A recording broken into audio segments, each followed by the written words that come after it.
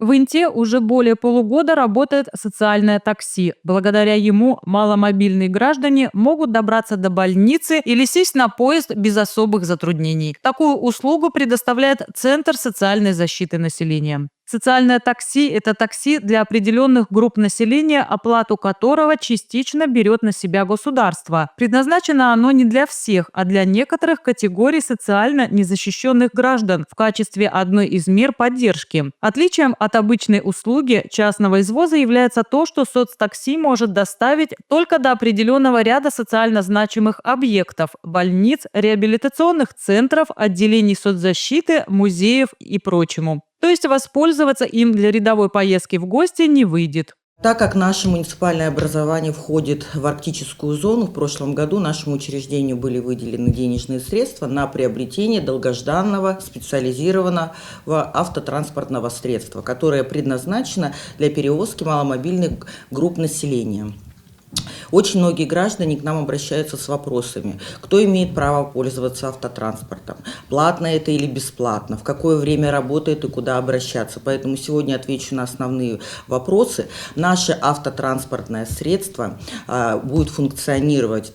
Уже начинает функционировать буквально с сегодняшнего дня, мы уже начинаем прием заявочек, поэтому хотелось бы объяснить, что оно у нас будет действовать на основании разработанного и утвержденного порядка.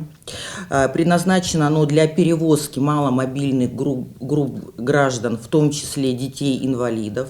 То есть это не обязательно граждане, которые имеют инвалидность, это просто граждане, которые не имеют возможности полноценно передвигаться. Хотелось бы обратить внимание, что это не такси.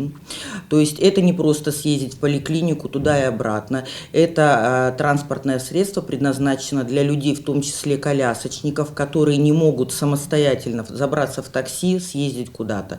То есть на этом нашем автомобиле мы будем совершать поездки до места назначения и обратно, или в одну сторону, до социально значимых объектов. Это ЖД у нас в первую очередь, если человек едет на операцию.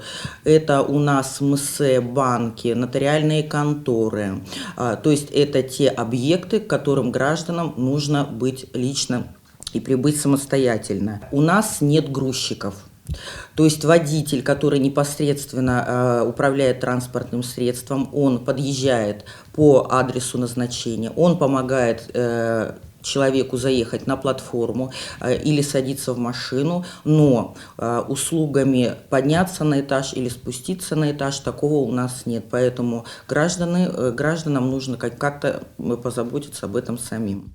Услуга по перевозке предоставляется на заявительной основе. Прием заявок осуществляется не менее чем за сутки до поездки по телефонам 3 19 25 и 3 14 69. Телефон горячей линии 8 912 146 06 84. И первоочередным правом воспользоваться на эти поездки, конечно, являются те граждане, которым нужно это срочно. В основном это те граждане, которые едут на операцию. Оплата будет производиться по контрольно-кассовому аппарату. Как по безналичному расчету, так можно и по банковским системам платежей. Очень многих интересует вопрос тарифов. Тарифы на сегодняшний день у нас также утверждены.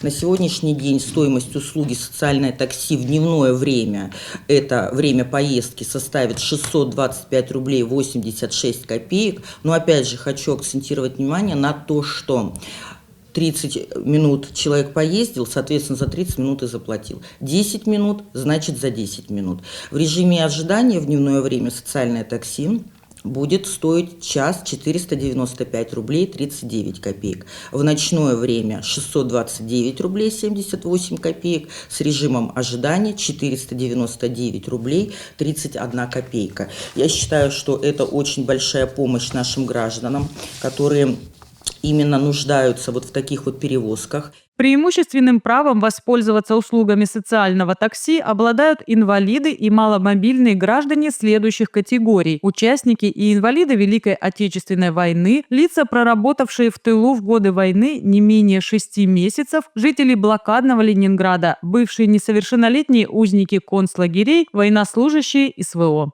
Детки-инвалиды у нас только с сопровождением своих родителей или законных представителей, но обслуживаться у нас будут не все граждане. То есть мы не будем принимать заявки от граждан, находящихся в наркотическом или алкогольном опьянении, страдающими психическими заболеваниями стадии обострения, болеющими какими-либо инфекционными заболеваниями, в том числе туберкулезом и других заболеваний, потому что все-таки это транспорт, которым будут пользоваться все, поэтому мы тоже будем следить непосредственно за этим. Нашим автотранспортом лежачих больных мы не перевозим, потому что для перевозки лежачих больных требуются специальные носилки, такие как, например, установлены в скорой помощи. Лежачих больных или экстренно, которых нужно доставить, они непосредственно пользуются услугами скорой медицинской помощи. Поэтому все об этом знают, всем это известно. И, в принципе, машины скорой помощи никогда не отказывают в перевозке таких больных. Максимальная продолжительность использования социального такси не должна превышать 2 часа за одну поездку с учетом вынужденного простоя. Поездкой считается доставка пассажира от места нахождения до места назначения и обратно. Вместе с пассажиром может ехать один сопровождающий. Справки по телефонам 3 19 25 и 3 14 69.